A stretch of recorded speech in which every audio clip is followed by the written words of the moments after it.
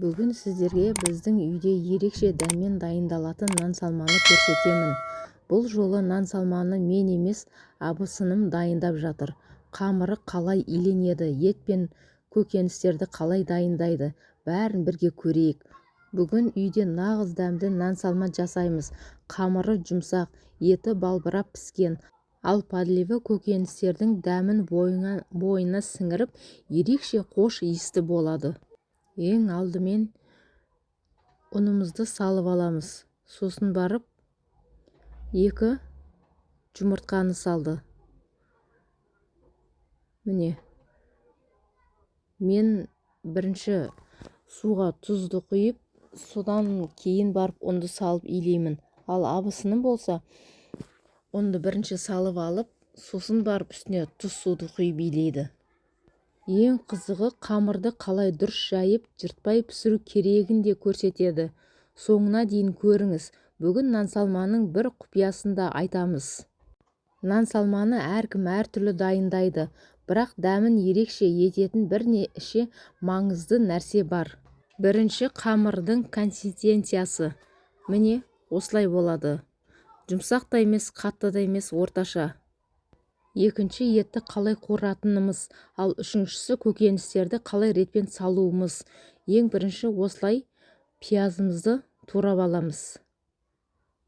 Сол себепті бүгін бәрін асықпай қадам-қадаммен бірге жасайтын боламыз. Енді сәбізімізді турап аламыз.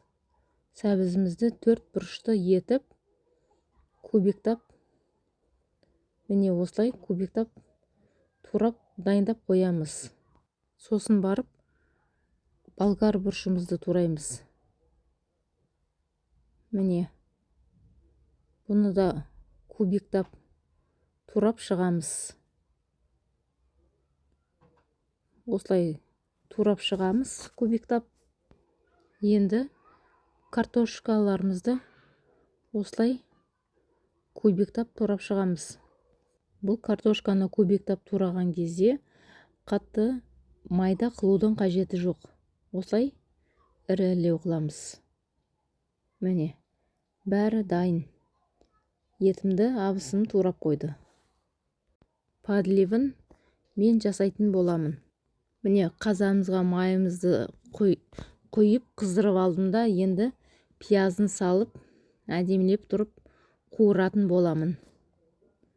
Міне, осылай жақсылап тұрып қуырып аламыз. Сосын барып етімізді саламыз. Міне, ет тез піседі. Осылай салып аламыз да, жақсылап тұрып араластырамыз. Міне, осылай араластырып қуырып аламыз да, енді сәбізімізді салатын боламыз. Міне, сәбізді салып араластырып, кішкене қуырып аламын да, сосын барып болгар бұрышымды және паприкамды саламын. Сосын барып осылай жақсылап тұрып араластырасыздар. Үйде туралған помидор бар еді, соны да салып жібердім. Дәмі өте керемет болады. Міне, томат пастамызды саламыз. Жақсылап тұрып араластырып аламын. Иісі деген керемет. Енді картошкамызды саламыз. Міне, бәрін жақсылап тұрып араластырамыз. Түсі қандай әдемі болды. Қараңыздаршы, өте керемет. Егер үйдің дәмді, қарапайым әрі тойымды тағамдарын ұнатсаңыздар, арнама жазылып видеоны қолдап кетіңіздер. Менде тұздалған ет. Сосын барып лавр жапырағын саламыз. Лавр жапырағы өте керемет дәм береді. Сосын барып кішкене су құямыз. Енді қамырына кірісеміз. Қамыр тым жұмсақ, тым қатты да болмау керек. Жақсы иленген қамыр осылай жайылғанда әдемі піседі. Және де өз пішінін сақтайды. Қамырды бір келкі етіп жайған дұрыс. Тым қалың болса пісуі қиындайды. Ал тым жұқа болса жыртылып кетуі мүмкін. Бүгін үйде адам көп болғандықтан 2 зуала қамыр жайылды. Бұл абысынның жайған қамыры. Міне, дайын болды. Енді үстіне ұнын сеуіп турай бастайды. Әр адам әртүрлі етіп орап турайды. Мен мысалы ет тамақтың қамыры сияқты кесіп солай тураймын. Ал абысыным болса осылай ұзынша етіп орап алып турайды. Міне, осылайынан турап аласыздар. Міне 2 табақ қамырымыз дайын. Өте керемет болып шықты. Енді далаға, ошаққа салып алатын боламыз қамырымызды. Міне, абысынтайымның жасаған нан салмасы қамыры. Қамырымыз қайнап болды, пісіп болды. Енді кезек табағымызға сүзіп аламыз.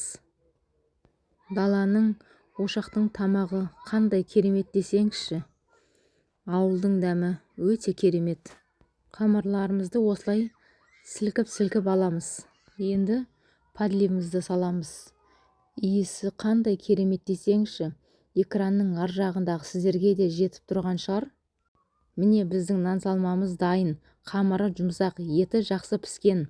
Көкөністері қош иісті. Енді үстіне осылай жұмыртқаларымызды тураймыз. Нағыз үйдің берекелі тамағы. Ең соңынан қалауыңызға қарай көк шөп қосып жіберсеңіздер де болады. Мынаған қараңыздаршы, қамырының жұмсақтығы, етінің дәмі, көкөністің қош иісі бәрі бір-біріне керемет үйлесіп тұр. Егер сіздер де үйден нан салма дайындайтын болсаңыздар, пікірге нан салма деп жазып кетіңіздер. Ал видеоны ұнатсаңыздар, лайк басып арнаға жазылып қойыңыздар. Келесі видеода тағы бір дәмді әрі қарапайым тағам дайындаймыз. Кездескенше.